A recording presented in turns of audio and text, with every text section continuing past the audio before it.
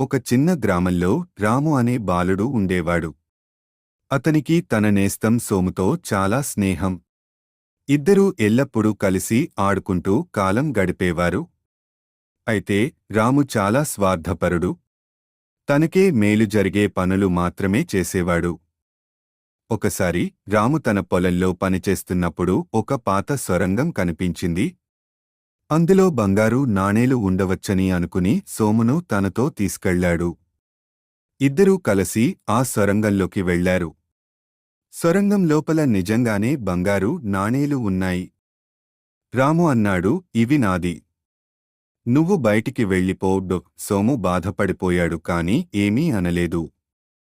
కొంతసేపటి తర్వాత సొరంగం లోపల ఇరుకుగా మారి రాము అక్కడ చిక్కుకుపోయాడు. బయటకు రావడం సాధ్యం కాక భయపడిపోయాడు. అప్పుడే సోము వచ్చి తన బలంతో రామును కాపాడాడు. రాము అప్పుడు గ్రహించాడు, మిత్రులు ఎప్పుడూ సహాయం చేస్తారు. వాళ్ళని సొమ్ము కోసం వదిలిపెట్టకూడదు. అప్పటినుంచి రాము సోముతో నిజమైన స్నేహం కొనసాగించాడు. ఈ కథతో స్నేహితుల విలువ ఎప్పటికీ గుర్తుండేలా ఉంటుంది.